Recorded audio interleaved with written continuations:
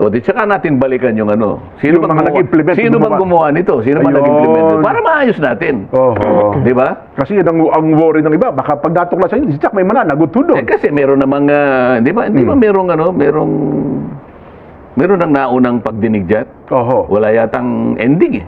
Wala nga po, hindi natapos kasi nag-eleksyon na, Sen. Kaya nga, tapos na yung election. So, Parang walang gumagalaw eh. Para sa ganun, gusto kong itahi yun. Nasaan ba yung una? Pwede ba idugtong ko na ito, di ba? Opo, opo. Well, ang kung di ako nagkakamali, yung sa ano yun, di ba? Yung sa foreign relations, si Senadora Amy Marcos, tinatay. Oo, nagkataon parang ibibigay sa akin ng foreign relations. Ayun, sinasabi ko. Para magkaalaman na kasi. Pumapila naman ang senadora sa Office of the Ombudsman na aksyonan ang mga nakapending na kaso na may kinalaman po sa pagkapatalsik sa dating Pangulong Rodrigo Duterte.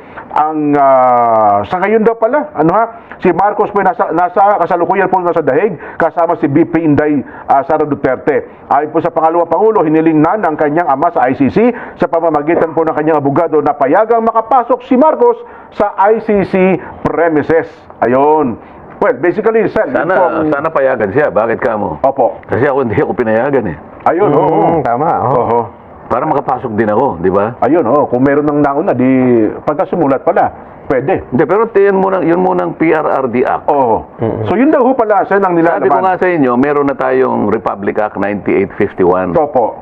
na ang isang tao, ang isang residente natin dito sa ating bansa, Pilipino, Opo. hindi mo naman siya basta-basta mauusig o mapoprosecute o kaya i-detain nang hindi mo sinasang-alang-alang yung ating batas Opo. dito sa ating bansa. Yun namang Rome Statute na yan ang kumakatawan sa ICC. Ang kanyang pinakasentro naman ay yung tinatawag na principle ng complementarity. Okay. Ibig sabihin, Opo. inuuna muna yung karapatan ng isang national o estado na siya muna ang gumawa ng pang-uusig sa nakalabag ng ganitong klaseng krimen bago sila. Lalong-lalo na kung yung local domestic court ay willing and able na gumawa ng bagay na yan. Opo. Wala naman nagsabi na ang ating bansa, yung mga korte natin, mga prosecution service, di man sila nagsabi, kami po'y walang kahandaan, kami po'y walang kakayahan. Ayaw po namin gumanap ng tungkulin namin na mang-usig po ng krimen na binabanggit po ng batas na ito. Wala namang sabi Wala pong ganun, Sen. Opo. Ang katotohanan ng bansa natin ay open, bukas, Opo. umiiral, nagpapaksyon lahat. Bakit mo dinala ron si Pangulong Duterte? Aha. Ako, meron din akong resolusyon, dalawa eh. Opo. Siguro sa Lunes kasi Sasabihin pa lang po. pinanalyze ko pa lang eh. Opo. Kasi yung act na yan, okay lang kung meron pang susunod sa loob ng 100 taon, meron pang uhulihin, yun ang makikinabang dito sa batas na sino to. man, Pero sino man yan. yung aking yung dalawang resolusyon ko, magpinsang buo. Okay. Ang sabi ko dun sa isa, ideklara natin na yung detention at prosecution ni Pangulong Duterte ay illegal. Aha. So yun ang title nun. Ideklara natin na yung pagdidetine, pang-uusig ng International Criminal Court sa dating Pangulong Rodrigo Duterte ay illegal and unconstitutional. Aha. Yun ang una. Opo. At Sa resolution ito, Sen, resolution hindi po ito panukalang batas, resolution po ito. Opo. Resolution. Yan. Opo. Oo. Kasi nga may batas na eh. Yeah, opo. 1951 bakit pa makikipagtalo pa ako ron? Nandun na yan. So, yun na nga po. Pangalawa, yung pisang buo niyan.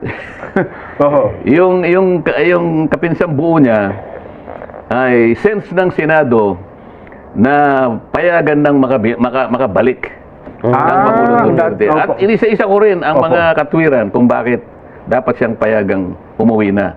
Hindi yung house arrest, hindi, pauwiin mo siya dito sa ating bansa. So pinadideklara ko na para lang malaman ng ibig ko sabihin, mapagtalunan. Bakit ko ginawa yun? Sa Lunes, siguradong maipapile yun. Kung ito po'y maipile at aktuhan na, anong pwedeng maging akto ng Senado sa isang resolusyong gaya ng ihahain nyo, Sen? Kaya gusto kong pag-usapan, kaya gusto kong pagtulungan ng Senado, na yung sense ng Senado, kung tutulungan nila, kung gusto kong mangyari, sa panig namin, gusto naming madeklara. Opo. Ako, sa panig ko, gusto kong madeklara na illegal, unconstitutional, ang pagkakadakip, pagkakadetine, at paring pang-usig pa Oo. sa dating Pangulong Duterte. Ah. O, di pagtalunan namin, di pakinggan nyo ako. Oo. Resolusyon ko ito eh. Mhm. O, kahit kanino mang komite, dumapo yun.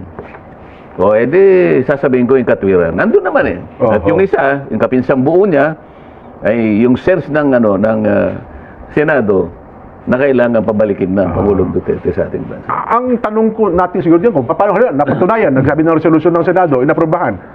Aba, oo nga, no? Di ba O, may Senado ito eh. mapaparusahan? Senado ito eh, di ba? Opo, oo. Tsaka na yun, tsaka na natin tingnan. Ah, Gusto ko lang i-deklara. okay, O kung opo. na-deklara, Oho. o di ibig sabihin, illegal halimbawa, constitutional. Oho. O di tsaka natin balikan yung Sino Yung mga nag-implement, Sino bang gumawa nito? Sino bang Ayun. nag-implement nito? Para maayos natin. Oho. Di ba? Kasi yun ang worry ng iba, baka pag natuklasan yun, si Jack may nagutudo. Eh, kasi meron namang, di ba? Hindi ba meron ng naunang pagdinig dyan? Oho. Wala yatang ending eh. Wala nga po, hindi natapos kasi nag-eleksyon na, Sen. Kaya nga, tapos na yung election. Oh, so- parang walang gumagalaw eh. Ah. Para sa ganun, gusto kong itahi yun. Nasaan ba yung una? Pwede ba idugtong ko na ito, di ba? Opo, opo. Well, ang kung di ako nagkakamali, yung sa ano yun, di ba? Yung sa foreign relations, si Senadora Amy Marcos, tinatay. Oo, nagkataon parang ibibigay sa akin ng foreign relations. Ayun, sinasabi Diba? ko. Para magkaalaman na kasi. dapat, Diba? Dapat nga ituloy yun. Yun naman pala. Pero anyway, isangkot na natin ang ating mga kababayan. Teka, paano sasangkot ngayon? Magtatanong tayo, Sen. O pagaluin mo yung tatlo, Oho. Huwag lamang yung isa. Ganun. Diniscuss mo yung pending yung panukalang batas. PRRD Act. Meron akong dalawang resolusyon. Dalawang resolusyon, Diba? oo. O, lagumin mo ngayon. Yun, Hindi nagsasalita si Nelson. Si Nelson ngayon. Trabaho ka Oo. naman. Ang lagumin yun na sige. tatlo. Oho.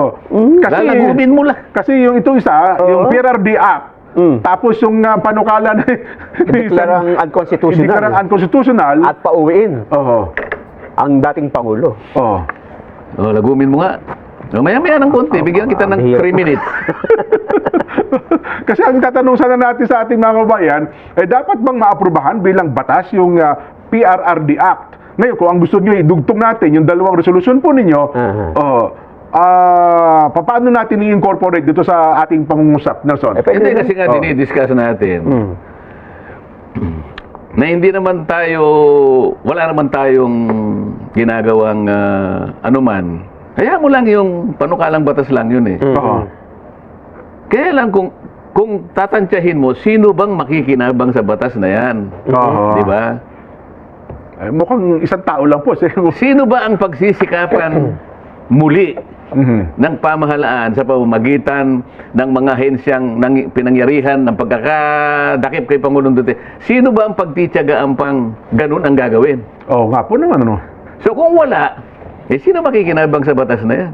Wala din kasi... So 1 in 100 years ka mo na lang. Opo, Halimbawa, 1 in 100 years, meron na namang gano'n. Hindi natin alam kung ano yun. Yung doon pa lang makikinabang. Sa ngayon, halimbawa, batas na ngayon. Opo. Oo.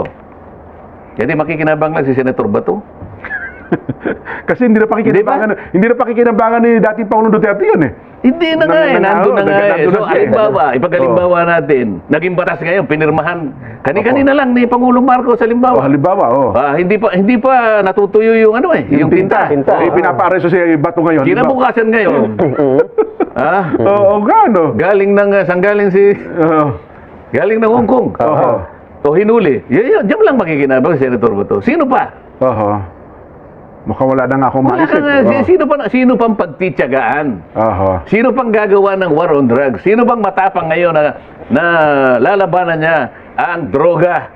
Oo. Sapagkat siguro wala nang gagawa sa takot na lahat ng gagawa ng mabuti, gagawin na aayusin para makinabang ang taong bayan. Pagkatapos mong gawin pala ito, ikukulong ka lang. Pagkatapos Sino gagawa pa nun? Wala. Pagkatapos ang termino niya, target pala siya. Kaya nga, so sino ngayon ang makikinabang sa batas na yan? Di wala.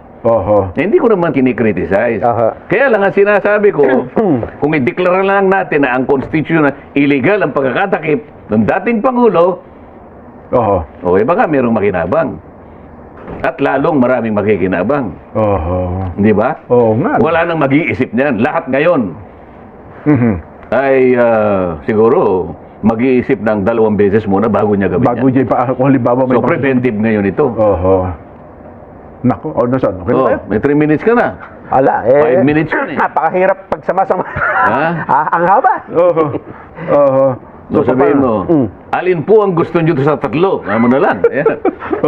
Oo nga, no? Oo. ABC tayo. Oo.